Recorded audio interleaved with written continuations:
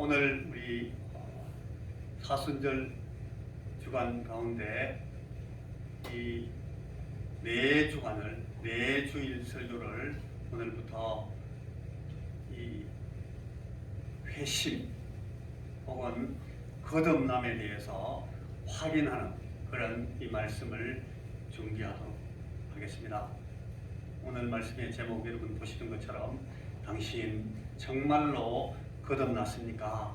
하는 제목입니다. 우리는 거듭났다, 거듭난다, 거듭나야 한다 하는 말씀을 예수 믿는 첫날부터 듣습니다. 우리가 거듭나지 아니하면 오늘 우리 요한복음 3장에서 니고데모에게 주님께서 하신 말씀처럼 사람이 거듭 다시 한번 새롭게 나지 않으면 하나님 나라를 볼 수가 없다, 그렇게 말씀합니다.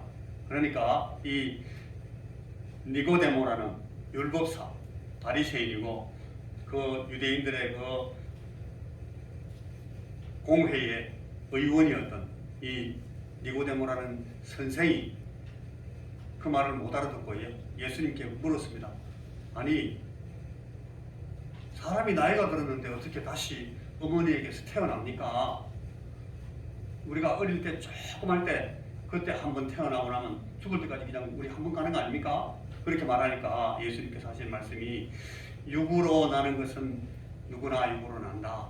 그러나 영으로 다시 한번 더 태어나지 않으면 거듭나는 일이 없으면 영으로 들어가는 그 하나님 나라에는 들어갈 수가 없다.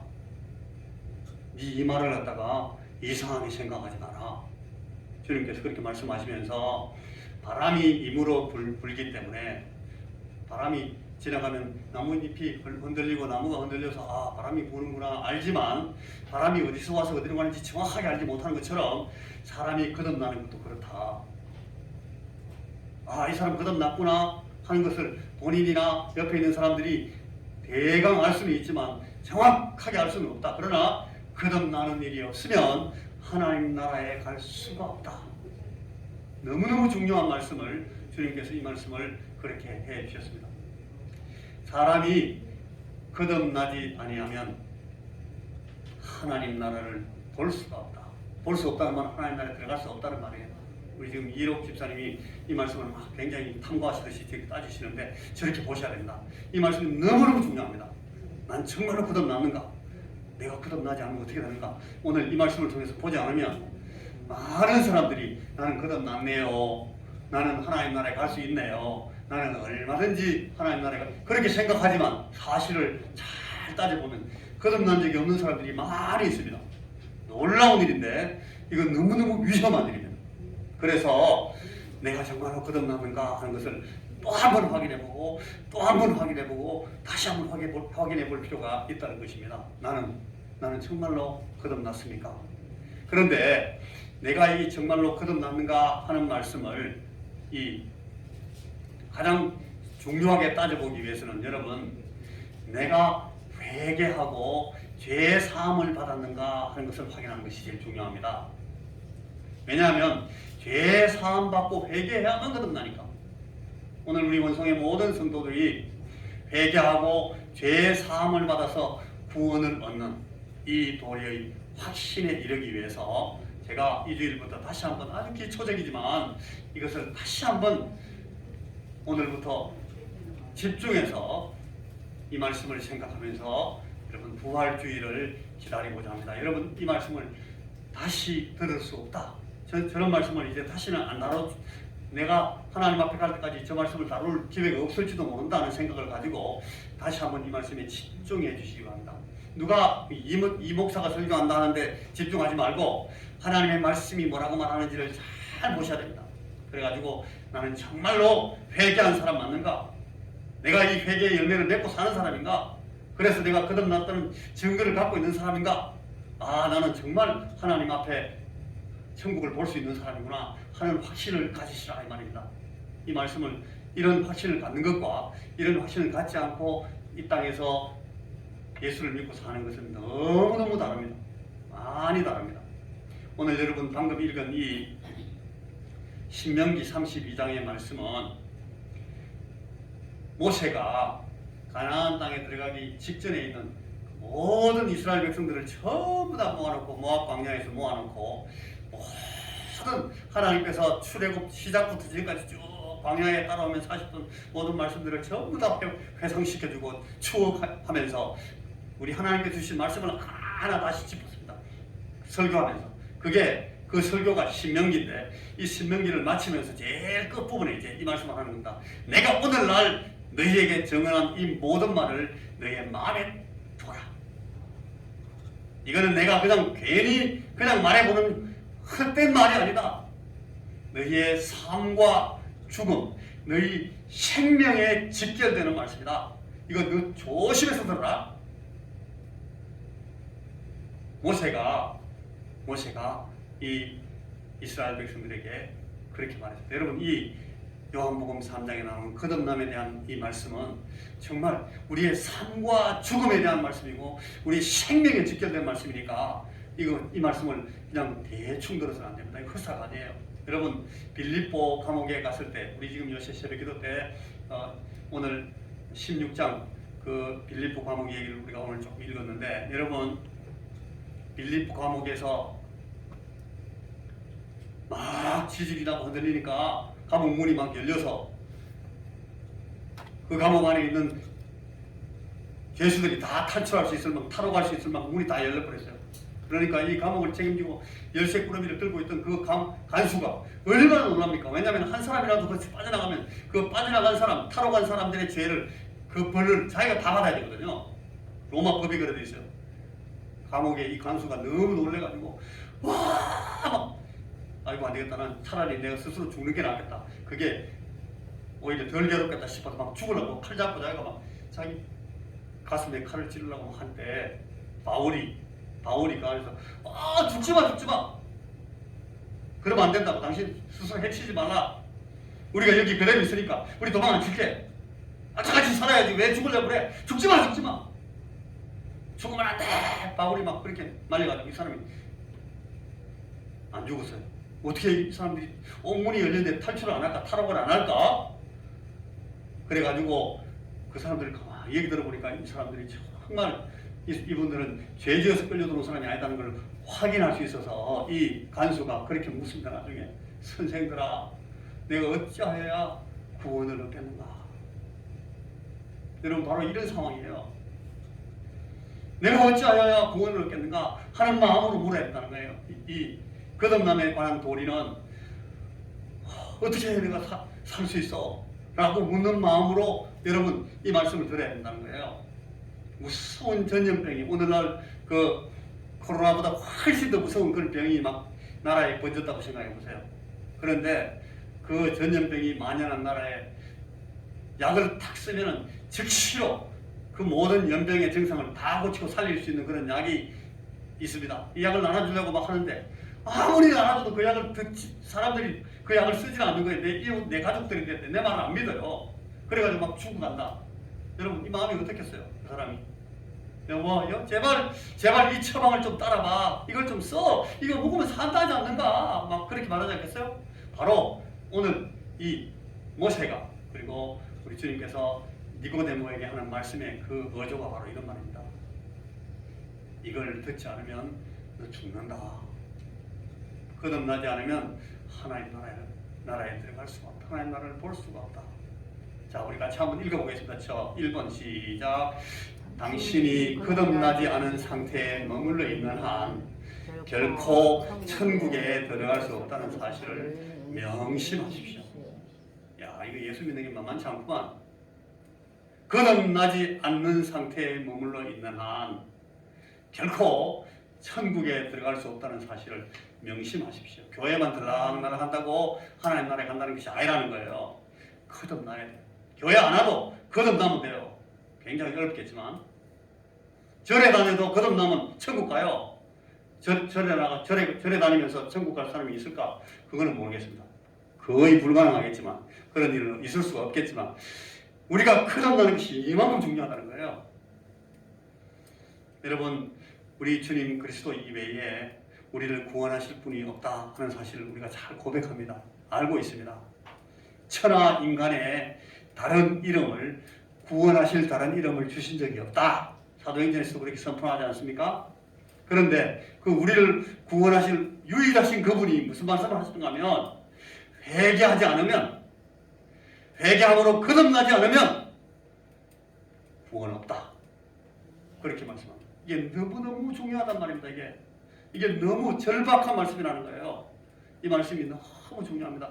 복잡하지 않은 말씀인데 너무 중요한 말씀입니다. 천국의 열쇠를 쥐고 있는 이분이 엄격하게 하시는 말씀을 잘 들으십시오. 우리 현재 갖고 있는 내 육신의 생명, 내 옛 생명, 우리 어머니가 나를 낳으시면서 내게 주신 그 생명을 가지고는 하나님의 나라에 들어갈 수가 없습니다. 이게 하나님의 말씀입니다. 자, 2번 같이 한번 읽어보겠습니다. 시작. 당신의 죄를 철저히 느끼고 보고 깊이 깨달으십시오.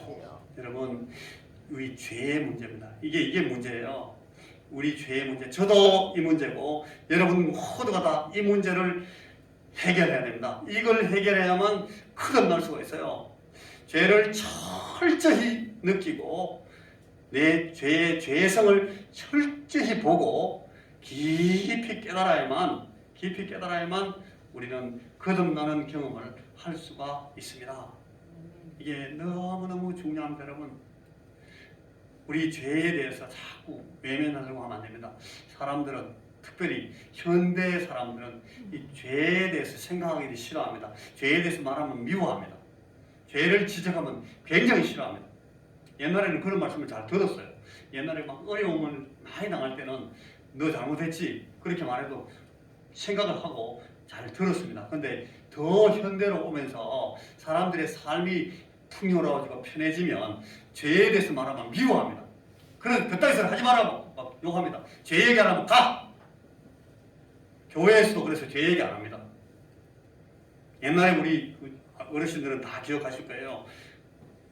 6.25 때나 혹은 우리나라 개발기에 그 이전에 뭐 일제 때는 더 심했을 거라고 생각합니다만 그때는 막 죄에 관한 설교가 많았어요. 통해 자부하는 죄도 많고 회개하라는 말도 많고 근데 그런 거 다 들었다니까요. 그 당시에는 부흥회 때마다 우리 죄 얘기 막 저는 어릴 때 조그만할 때 부흥회 갈 때마다 맨날 회개하라 그랬어요. 너무 힘들었어요. 무슨 말인지 모르고 크면서 알게 된 건데 야, 우리 인간 자체가 이 죄 얘기하는 걸 되게 싫어하는구나. 할 수만 있으면 듣고 싶어 하지 않는구나 하는 걸 깨달았어요. 그런데 하나님의 말씀은 절대 변하지 않습니다. 옛날하고 지금하고 똑같아요. 죄 얘기 안 하고 죄를 자꾸 외면하게 만드는 것은 정상적인 신앙을 가르치는 것이 아닙니다. 저도 그렇고 우리 여러분들도 다 마찬가지입니다. 나는 하나님의 말씀을 보면서 죄를 외면하지 않고 이 죄가 내를 막 찌른다는 사실을 계속 감각을 새롭게 하면서 보지 않으면 회개할 마음도 안 생겨요. 만약에 옛날에 한번 회개했으니까 됐다. 오늘날 여러분 우리 신학적으로 우리 선교사님 다시 신학 공부를 시작하셨는데 현대 제일 이 개혁교회에서 신학적으로 두 가지 문제가 어려운 문제가 생기는데 하나는 뭔가 하면 구원의 확신이 있습니다. 나 예수 믿고 구원받았습니다. 회개했습니다. 이렇게 말만 하면 구원받는 게 맞는가? 그거에 대해서 사람들이 막 회의가 생겼어요. 신학자들이 어떻게 저렇게 구원이 저렇게 값싸고 쉬운가 하는 것을 묻기 시작했어요. 그리고 또 하나의 문제는 두 번째 문제는 한 번 회개했다라고 말하면 진짜로 쭉 그 사람의 삶이 엉망이 되고 하나님 앞에 가는 게 문제가 없는가 하는 것을 굉장히 신학적으로 회의를 하기 시작했어요. 사는 것은 정말 뭐같이 살면서 나 예수 믿었어요. 그렇게 말하면 그걸로 끝나는 건가? 감옥에 가보면 감옥에서 죄 짓고 감옥에 갇혀가지고 그 안에서 예수 믿는 사람들도 많아요. 그런데 예수 믿고 살면서 나쁜 죄를 많이 지어가지고 감옥에 들어가는 사람도 있어요. 여러분 문제가 안 되겠어요 이게? 그거에 대해서 신학자들이 막 고민하기 시작했다니까요. 어떻게 교회에 다닌다고 신앙생활 한다고 예수 믿는다고 그렇게 말하는 사람들이 심지어는 뭐 교회 직분들 갖고 있는 목사라는 사람들이 막 말도 안 되는 죄를 짓는단 말이에요. 저거 입으로 구원받았네 그렇게 말하면 저 사람도 천국 간단 말이야. 그렇게 말하니까 그 사람들이 아닐 것 같아. 회의가 온 거예요. 신학적으로 이게 문제가 됐다니까요. 우리 개혁신학교에 소위 여러분들이 말하는 그 정통신학, 보수신학에서 말하는 그 신학이 맞는가 하는 의문이 생겼다니까요. 전부 보수신학 하는 사람들이 그 얘기하니까 사는 거는 문제가 아니야. 고백하는 게 더 중요하지. 입에서 말하는 게 중요하지. 시인하는 것이 중요하지. 사는 거는 그 다음에 따지자고. 이런 거는 안 따져요. 그게 맞겠습니까?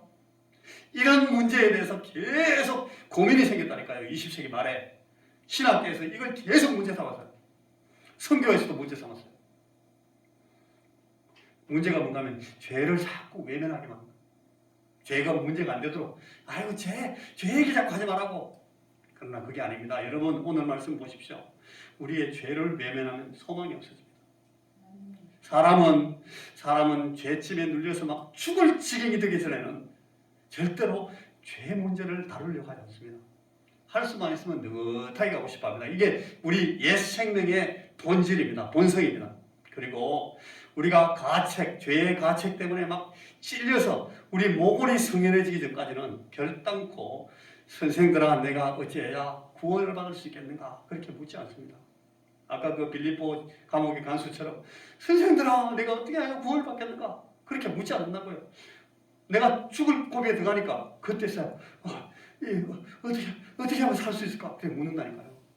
여러분 우리도 우리 자신들이 그런 인간 중에 한 사람임을 결코 부인하지 마십시오. 우리가 결코 이 물음에서 이 명제에서 우리는 결코 예외가 아닙니다. 우리는 죄침에 눌려 죽을 지경이 되기 전까지는 결단코 죄에 회개하지 않습니다. 이게 사람입니다.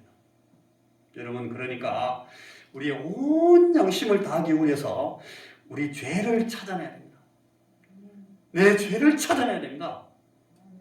이거 없이 탱자 편하게 있다가 그냥 내가 뜰끄덕 내 생명이 끝나면 하나님 앞에 훅 가겠지? 착각일 수가 있습니다.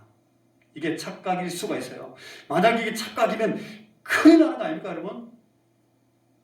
그래서 여러분 우리 마음과 우리의 삶을 샅샅이 조사하면서 뒤져야 됩니다. 죄가 있는지 내 죄가 얼마만큼 많은지 얼마만큼 악한 죄인지 얼마만큼 이 죄의 결과 보응이 얼마만큼 무서운 건지 이 죄가 얼마나 더러운 것인지를 우리가 깨닫지 않으면 죄 회개하지 않으니까 참 어려운 얘기지만 여러분 이 말씀을 꼭 들어놓으십시오. 우리가 우리 마음 속에 그리고 우리의 삶 속에 어떤 죄성이 나타나고 있는지를 생각해 보셔야 됩니다. 그 앞에서 겸손하셔야 됩니다. 눈치 볼 필요가 없습니다. 야, 이런 얘기를 내가 우리 집사람한테 하면 큰일 나겠지? 여러분 그때 회개하시란 말이에요. 근데 하나님 내가 이런 죄가 있네요. 그렇게 인정해야 되지. 이거 덮어버리자. 지나가지 뭐. 싹 입 닫고 지나가면 그만이야. 그렇게 했다가는 나중에 큰일 날 수가 있다니까요. 여러분 자신의 온갖 수단 방법을 다해서 엄밀히 조사해서 내 자신의 죄의 전모를 덜추어내는 그런 노력이 필요합니다. 이걸 위해서 성령님의 도우심을 구해야 합니다. 왜냐하면 성령께서 우리에게 죄를 보여주시는 분이십니다. 그분이 우리에게 죄를 보여주세요. 내게 내 죄를 보여주십시오라고 하면 성령님은 쫙 보여주십니다. 그분은. 그게 약속입니다. 그러면 성령께서 안내하신 것 따라서 회개하면 됩니다. 여러분 죄를 깨닫게 하시는 일은 성령께서 하십니다. 우리 양심 앞에 내 모든 죄를 다 펼쳐놓아야 됩니다. 제일 먼저 여러분 내 죄의 내 죄가 얼만큼 많은지 이걸 명상해 볼 필요가 있어요. 다윗이라는 여러분 유명한 왕이 있잖아요. 이 다윗은 자기 죄를 생각하면서 자기 죄가 얼만큼 많은지 깨달았는가 하면 내 죄가 머리털보다 많구나는 것을 깨달았어요. 자기가 생각해 보니까 너무 처음에 몇 가지 생각해 보니까 제가 이렇게 많네. 좀 자꾸자꾸 생각해 보니까 제가 너무 많아서 내 머리털보다 더 많아서 셀 수가 없습니다. 다윗이 그렇게 말하는 걸 볼 수가 있어요. 그래서 이 사람은 하나님의 인자한 긍휼을 구해서 막 부르짖고 울고 나중에 베개를 눈물로 축축하게 적시 눈물을 하도 많이 흘렸어요. 머리 베고 있는 베개가 축축해졌다니까요. 그래가지고 그게 막 썩을 정도로. 자기 죄를 머리털보다 많은 죄를 깨달아야만 그런 회개가 나오겠습니까, 여러분? 여러분, 이 죽은 시체, 얼마 전에도 제가 이 산에 올라갔다가 산책하는 중에 그 너구리가 죽었는데, 너구리 시체, 너구리가 죽어 있는데 죽은 너구리가 막 움직여요. 가만히 보니까 그 너구리가 움직이는 게 아니고 너구리 배 속에 있는 막 구더기가 버글버글 합니다. 여러분, 그걸 보면서 내 죄가 저렇구나 라고 생각하라는 거예요. 우리의 영혼 속에 더러운 정욕이 꿈틀거리는 것을 보라는 겁니다. 우리의 머릿속에, 우리의 마음속에, 내 눈에, 내 입에 죄가 가득 차 있습니다. 입을 벌리면 바로 튀어나오는 게 죄입니다. 막 욕이 튀어나오고 비난이 튀어나오고 다른 사람을 막 찌르고, 죄예요, 죄. 내가 아니고. 바울사도 그러잖아요. 그건 내가 아니고 내 속에 있는 죄다. 여러분, 그 죄를 알아야 된다. 나에게서 그 죄를 찾아내서 죄를 내 속에서 분리시켜야 돼요. 하나님 앞에 이 죄를 주여 내게서 끊어주십시오. 여러분, 우리 영혼과 몸 어느 곳에 죄의 독으로 물들지 않은 부분이 있겠습니까? 이 사실을 마음에 새기셔야 됩니다. 우리가 나이가 자꾸 들면서 옛날을 자꾸 돌아보면서 자랑합니다. 옛날에 내가 안 그래서, 내 때는 말이야 이랬다.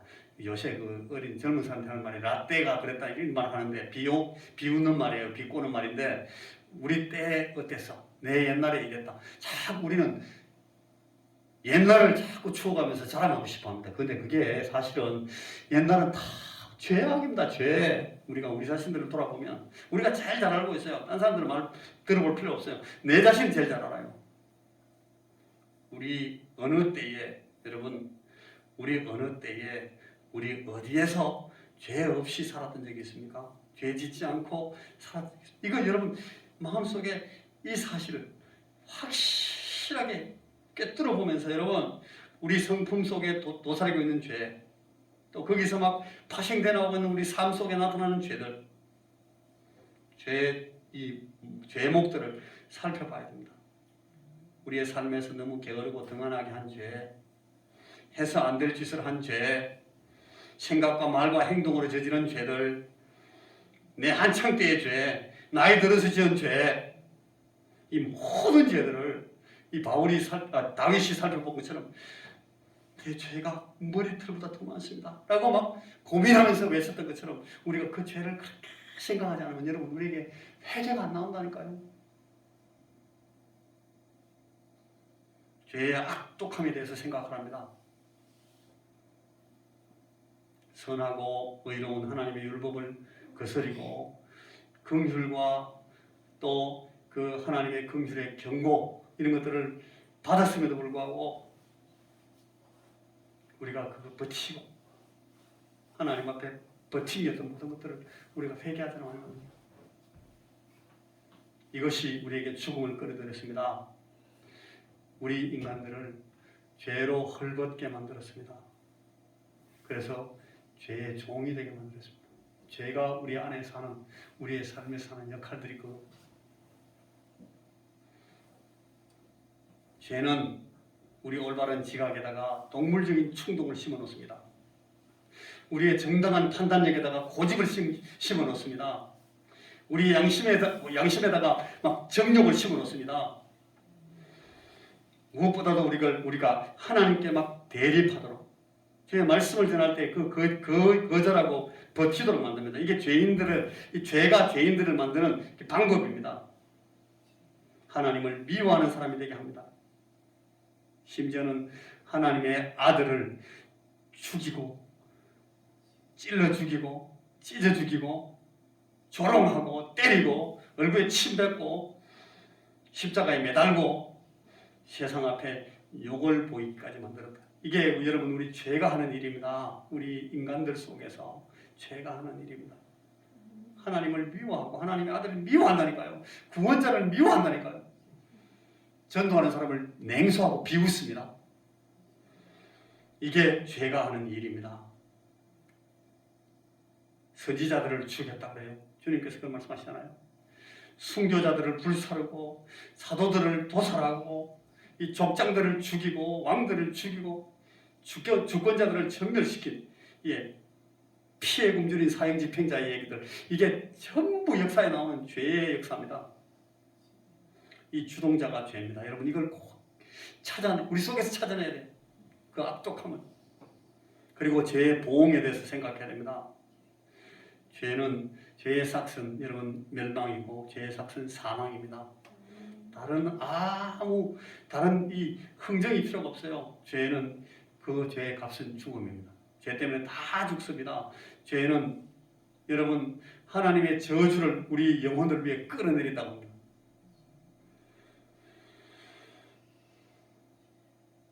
우리의 적은 말이나 이 생각이라는 죄 속에서 여러분 우리가 하나님의 무한한 분노 안에 끌려 들어가도록 만듭니다. 우리 죄 때문에 이 지옥에 들어갑니다. 지옥. 죄를 피하고 살아날 방법이 없습니다. 여러분 하나님의 심판을 피하기 위해서는 우리의 죄를 우리가 스스로 심판해야 됩니다. 그러면 하나님의 심판을 모면할 방법이 생깁니다. 성령께서 그 일을 해주십니다.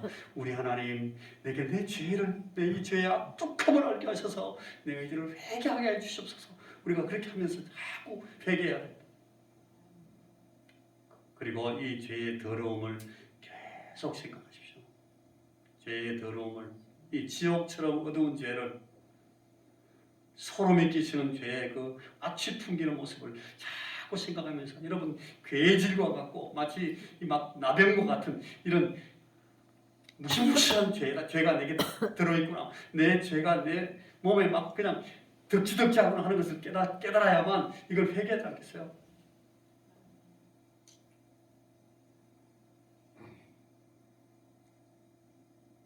무엇보다 우리 마음속의 죄를 깊이 명상하십시오. 이게 우리 마음속에 있는 죄, 우리 마음속의 죄가 많습니다. 우리 마음속에 있는 죄를 하나님 앞에 회개하는 것에서 시작하셔야 됩니다.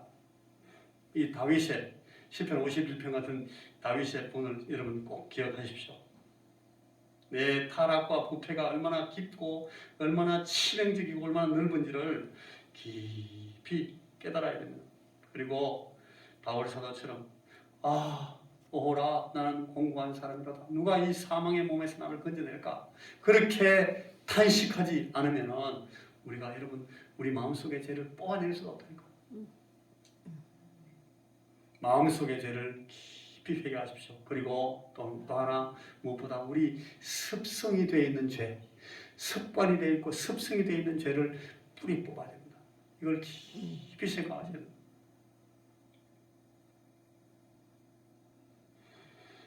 우리 습성이 되어 있는 죄, 이 죄가 우리 마음속에 편견과 불신을 심어놓습니다.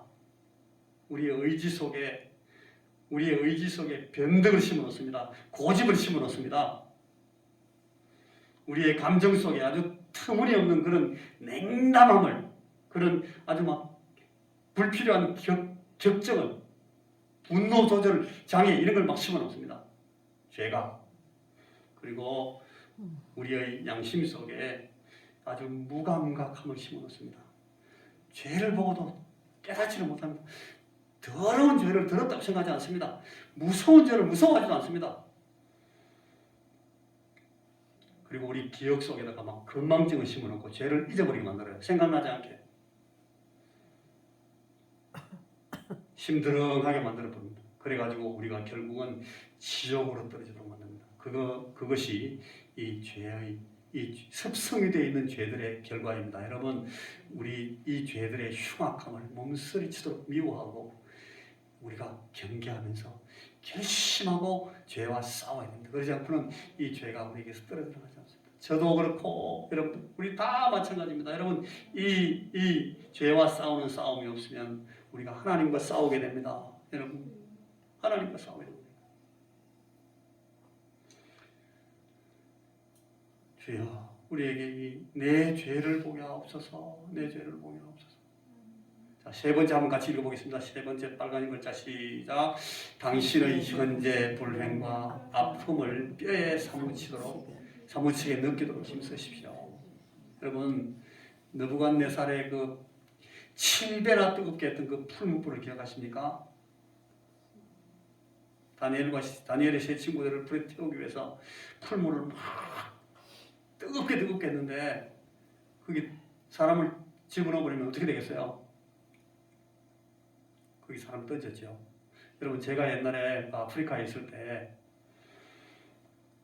그 우리 선교 본부도 짓고 뭐 짓고 한다고 벽돌을 제가 직접 많이 구웠어요. 선교사들은 뭐 별걸 다 합니다. 제가 벽돌을 제가 대충 계산해 보니까 한 32만 장 정도로 구웠습니다. 벽돌 32만 장. 벽돌이 근데 여러분 요만한 이런 벽돌을 제가 구운 게 아니고 거기는 이렇게 쪼매난 벽돌을 만드는 기술이 안 돼가지고 벽돌이 보통 이만합니다. 벽돌을 만드는 그 목형을 만들어가지고 거기 이제 벽돌을 만들기 위해서 목형을 한 6, 7개 쭉 옆에 갖다 놓고 한 사람이 하나씩 들고 있어요. 근데 그 벽돌을 만들기 전에 제일 먼저는 벽돌을 만들 수 있는 그 붉은 흙을 찾아가지고 그 흙을 막 이렇게 삽으로 곡괭이 찍어가지고 삽질하고 이래가지고 흙을 막 이렇게 막 만들어 놓고 그다음 물을 갖다 막 퍼부어요. 물을 막 퍼부어가지고 그 물에다가 이제 그 풀 같은 집을 막 썰어가지고 그걸 막 뿌려놓습니다. 그리고 거기 들어가서 막 사람 10명, 7명, 다 8명 다 들어가가지고 몇 시간 동안 막 밟아요. 진흙을 밟습니다. 그러면 이 진흙이 막 뻘이 돼가지고 막 진득진득해져요. 그러면 물이 너무 많이 부으면 또 막 줄줄줄 흐르니까 그렇게 되면 안 되고 적당히 맞춰가지고 흙을 또 파고 해가지고 진흙을 막 이렇게 비벼놓고 우리 반죽하듯이 해놔요. 그래가지고 이걸 나중에 이제 목청을 쭉 줄에 깔아놓고 사람 머리만큼 이렇게 진흙을 막 이렇게 뭉쳐가지고 그걸 목청 안에다 팍 던져 넣습니다. 그러면 이 목청 안쪽에 흙이 푹 들어가죠. 그럼 그 흙을 착착착 이렇게 막 눌러가지고 그 다음에 판판하게 만들어 놓은 땅 쪽으로 가서 이걸 목청을 탁 뒤집어가지고 착 이렇게 뽑아 올려요. 처음에 진흙 깔 때 물을 갖다가 묻혀놨으니까 착 빠집니다. 그러면 그걸 그대로 놔두면 벽돌이 그대로 다 모양이 되어 있어요. 이걸 갖다가 한 사나흘 이렇게 햇빛에다 말립니다. 그러면 이 말려가지고 벽돌 모양이 되거든요. 그 벽돌을 뭐 한 3만 장, 5만 장 갖고 와서 이걸 무더기로 만들어요. 무더기로 벽돌을 막 쌓아가지고 그리고 중간에는 굴을 이렇게 만들어 놓습니다. 굴 만들어 놓고 굴 모양 위에다가 벽돌을 막 쌓는 거예요. 뭐 2만 장, 3만 장, 어떤 막 한 5만 장 큰 걸 막 쌓아놓고 그 속에 둥실 나무를 이만한 나무들을 잘라가지고 1m, 2m 잘라가지고 막 밀어 넣습니다. 막 무지무지하게 무거운데 그걸 막 여러 사람들이 막 밀어 넣어가지고 그걸 그 굴 속에 나무를 다 채워넣어요. 상당히 나무 많이 들어가지고 그 다음에 그 위에 벽돌을 막 쌓아가지고 이제 무더기를 만들어 놓고 그 벽돌 밖에다가 아까 그 진흙을 가져와서 진흙을 처음 다 밖에다가 바릅니다. 진흙을 밖에 다 씌우고 나면 밖에서는 그냥 무덤같이 보여요. 안에는 전부 다 말라있는 벽돌이 전부 쌓여있고 그러고 나서 저쪽 뒤쪽도 막고 앞쪽에도 거의 다 막아놓고 불을 집어넣습니다. 그 속에다 불을 집어넣고 불 붙는 걸 보면서 이쪽에도 다 막아버려요. 그럼 안에서 이 나무가 불을 타는데 이 한 사나흘, 닷새 뭐 이렇게 타거든요. 나무를 태워도 불이 무지무지하게 세야 됩니다. 저는 그거 처음 봤어요. 우리 그 사람들 하는 거 보고 제가 따라 했는데 불이 너무너무 뜨거워가지고 첫날, 둘째 날은 우리가 그 벽돌 옆에서 자는데요. 벽돌 무더기에서 한 4, 5m 떨어져서 자야 돼요. 너무 뜨거워가지고. 저 멀리 떨어져서 누가 뜨뜻합니다. 저쪽에서 열기가 와가지고. 그리고 밤에 이렇게 보면 밤에 그 깜깜할 때 이게 돌 무더기, 이게 벽돌 무더기를 밖에서 이렇게 보면 그 속에 이게 불이 막 돌아다닙니다. 불이 막 돌아다니는 게 그게 다 보여요. 여러분 나무 쪼가리 이렇게 뭐 나무 가지 같은 거 잡아가지고 그 불 위에 이렇게 툭툭 던지거든요. 툭 타버립니다. 성냥개비 타듯이. 그걸 보면서 이제 불이 얼마 됐다, 며칠 더 기다려야 되는 거 다 그 사람들은 다 그걸 가늠을 해요. 저는 잘 몰라요. 그리고 제가 같이 일하는 사람들이 그걸 나무 쪼가리 툭 던져보고 불 타는 거 보고 아직 한 이틀 더 남았습니다. 툭 던져보고 아직까지 이제 시작입니다. 오늘은 이제 좀 이따가 식혀가지고 이제 띠내만 될지도 모르겠습니다. 이거 던지면서 봐요. 여러분 풀무의 불에 그 뜨거운 게 무시무시한데 저 느부갓네살 풀무 불이 얼마나 뜨거웠겠어요. 근데 여러분 그 풀무 위에 밧줄을 매달아 놓고 그 사람이 매달려 있다고 생각해 보세요. 그 열기 때문에 뜨겁다가 나중에는 그 실로라기 같은 밧줄이 떨어지는 순간 풀무 속으로 사람이 떨어져 죽습니다. 옛날에 화형을 그렇게 시켰어요. 이 죄를 생각하면서 지옥불을 생각하면서 저걸 상상하라고 하더라고요.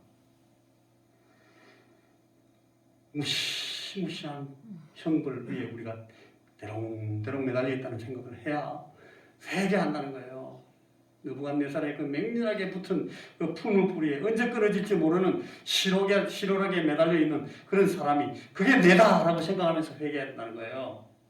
그런 아슬아슬한 마음이 없으면 그 줄이 끊어지는 순간 나는 이제 불과 유황으로 불타는 그 지옥에 떨어지는구나 하는 생각을 하지 않으면 누가 회개하겠는가라고 묻고 있습니다. 옛날에 그 우리 선배 청교도 선배들이 설교하시면서 늘 이 예를 들었어요. 대롱대롱 매달려 있는 그 사람이 내다라고 생각하라. 지금 상태대로 죽으면 하나님의 사심을 두고 맹시하거니와 당신은 영원히 그 불못에 들어가고 만다. 우리 옛날에 우리 선배들이 그렇게 설교를 했어요. 조셉 라인이라는 사람의 그 설교 책에 보면 그런 글이 나오고 있는 걸 볼 수가 있어요. 여러분 우리가 우리의 마음을 찢고 그리스도를 향해서 우리의 도움을 부르짖도록 우리의 비참한 모습을 상상해보고 하나님 앞에 회개하셔야 됩니다. 지금 아니면 내가 다시 이 죄 회개의 기회가 없을지도 모른다 라는 생각을 하시라는 겁니다. 이것이 우리 상태고 내 모습이라는 사실을 기억하라는 겁니다. 당신의 마음을 찢고 그리스도를 향해서 도움을 부르짖으라. 탕자가 당하던 그 극심한 고통과 궁핍을 생각해라. 너무너무 배고프고 너무 괴로우니까 아이고 우리 아버지한테 내가 돌아가야 되겠다. 탕자가 그렇게 생각했잖아요. 이 라오디게아 교회가 자기가 스스로 나는 괜찮다. 나는 하얀 옷을 입고 있다. 나는 괜찮아. 그러나 여러분 자신의 그 처참한 실상을 직시하라고 주님께서 지적합니다. 그걸 알지 못하면 회개하지 않습니다. 마지막으로 여러분 네 번째 한 번 더 읽어보겠습니다. 같이 시작. 도움 얻을 시선을 당신의 행위 바깥으로 돌려야 합니다. 내 행위를 가지고 내가 하나님 앞에 구원을 얻을 수 있겠거니, 내가 기도 열심히 하면 되겠거니, 내가 말씀을 열심히 읽으면 거기서 구원의 말씀이 나와서 나를 구원해 주겠거니, 여러분 내가 막 혼자서 막 눈물을 흘리면서 죄 회개하고 고백하고 이렇게 하면 그냥 내가 좀 더 나아지겠고 시정이 되겠거니, 여러분 그 정도로 해가지고 좋아진 사람이 그런 인간들이 세상에는 없어요. 물론 우리가 기도 많이 하고 말씀을 계속 읽고 우리가 죄 고백을 하는 기도를 계속하고 하는 것이 많이 필요하겠죠. 너무너무 필요합니다. 그러나 그것만 가지고는 안 된다는 거예요. 그것만 가지고 안 되고 주여 나를 좀 도와주십시오. 우리의 이 죄 해결을 위해서는 반드시 성령 하나님께서 우리 밖에서 우리를 도우셔야 됩니다. 이것이 하나님의 말씀이 우리에게 가르치는 거예요. 성령께서 우리의 마음을 감동하셔서 우리 밖에서 들어오셔서 우리 옛날에 그 이디오피아 내시가 마차를 타고 가면서 이사야 53장을 막 읽고 있는데 성경 읽고 있잖아요. 뭔 말인지 몰라요. 이게 굉장히 중요한 말씀인 것 같은데 뭔 말인지 모르겠어. 빌립이 올라가서 물었습니다. 당신 지금 읽고 있는 건 뭔 말인지 아냐? 나 모르겠다. 가르치는 사람이 없으니까 내가 알 수 없다. 깨달을 수 없네. 그때에 빌립이 풀어주면서 성령님의 도우심을 구하니까 이 사람이 확 뒤집어집니다. 성령께서 오셔야 된다니까요. 성령께서. 고넬료가 선한 행실을 많이 하고 구제하고 많은 사람들에게 칭찬을 받고 있었습니다.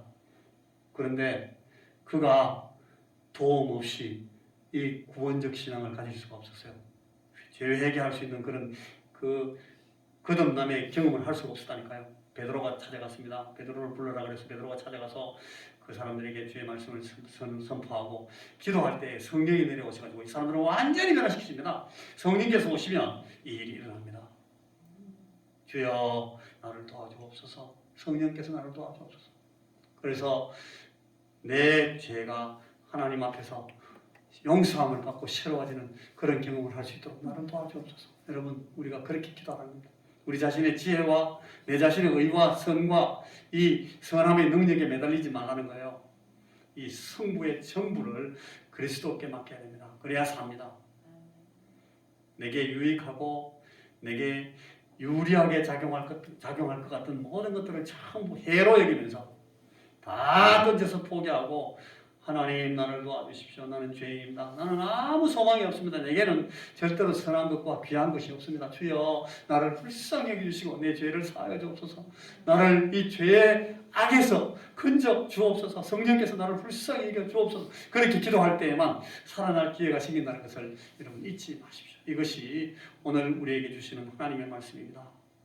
성령께서 임하셔서 오늘 우리에게 회개의 영을 충만히 부어 주옵소서. 내가 이 내 속에 있는 이 죄를 하나님 앞에 다 고백하고 주의 성령님께서 내 죄를 다 토설하게 만들어 주시면 내가 죄의 사함을 받고 주여 내가 이제 참으로 새롭게 태어나서 주님께 의지하고 주여 내가 어떻게 하면 좋겠습니까?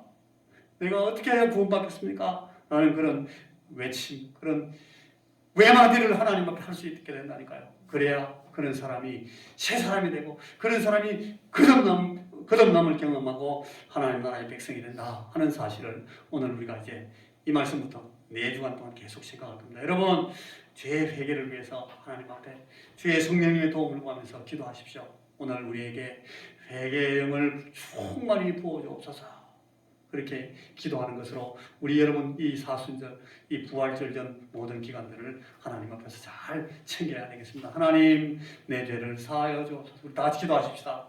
우리 아버지 하나님, 오늘 이 말씀을 우리에게 주시니 감사합니다. 주여, 주의 성령님께서 나를 찾아오시고 내 마음속을 다 뒤지셔서 아버지 하나님, 주의 성령님이 내 자신들을 내가 스스로 바라볼 수 있도록 참으로 많이 마음의 이 지혜가 어두워지기도 하고 감각이 느려지기도 하고 어두워지고 불쌍해졌지만 하나님, 주의 성령님께서 오셔서 날카롭게 만들어주시고 새롭게 만들어주시고 그래서 하나님, 주님 앞에 이 죄의 회개의 귀한 하나님께서 참으로 우리를 상쾌하게 하시는 그런 이 죄의 회개의 경험을 할 수 있도록 주의 성령님 우리를 찾아오셔서 우리의 마음 가운데 찾아오셔서 우리 죄를 밝혀주시고 주여, 오늘 우리 주님께서 니고데모에게 하신 말씀과 같이 사람이 거듭나지 아니하면 하나님 나라를 볼 수 없다 하셨는데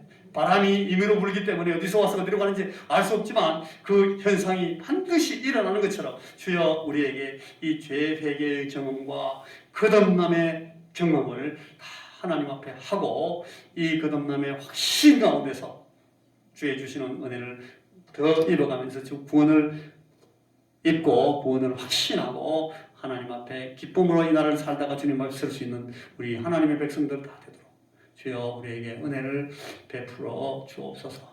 주의 말씀으로 우리에게 이 성령의 사역을 우리 안에 밝히시고 우리가 이 경험들을 주 안에서 해나갈 수 있도록 우리를 인도하옵소서. 우리 주 예수 그리스도 이름으로 기도하옵나이다.